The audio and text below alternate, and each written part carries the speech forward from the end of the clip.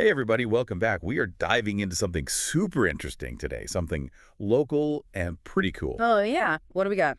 So, I was reading about this new program they're doing over at the Briarcliff Congregational Church. It's called Midweek Meetup. Catchy, right? Midweek meetup. I like it. What's the Wow. deal? Okay, so basically every Wednesday, starting October 2nd, they're opening up their Eastman room to the public Uh-huh. from like 8:30 in the morning to 11:30. Okay. And they're going to have like coffee and tea and hot cocoa Mm-hmm. and get this homemade treats. Oh, that's smart. Gets people in the door. Right.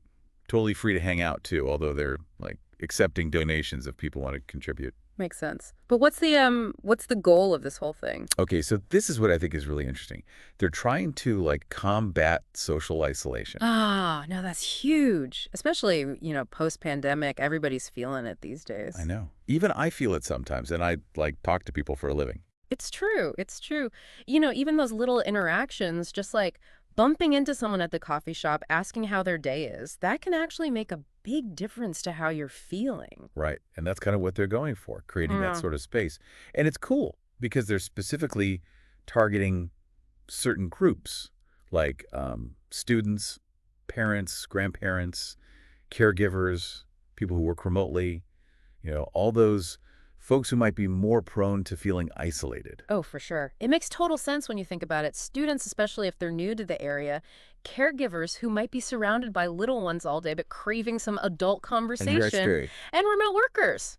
Don't even get me started. I mean, I love the flexibility, but man, you really miss out on those casual office chats, those little moments of connection throughout the day. It's true. It's true. And, one of the organizers, Robin Wild, they said, my hope is that the community will use this space to meet, relax, and perhaps connect, like in an old-time coffee shop. Isn't that lovely? It is. It's very sweet. And it speaks to a deeper need, I think, for those stayed spaces, Like we have work, we have home, but where else can you just be?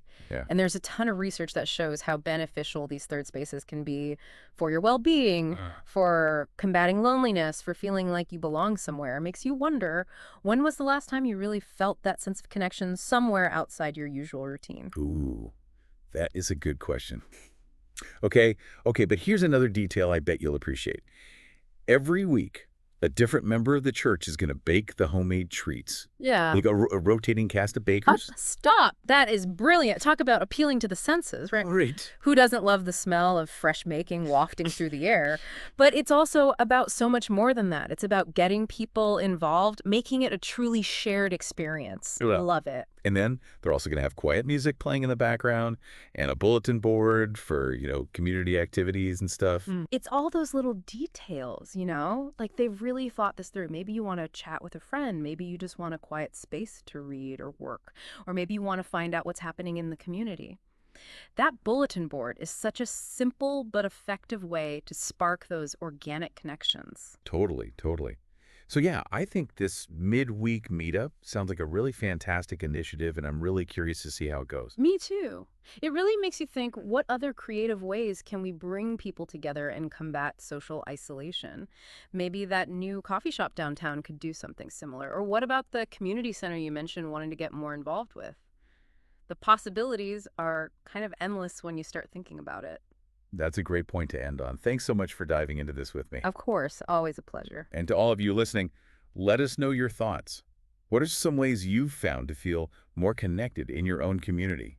Until next time.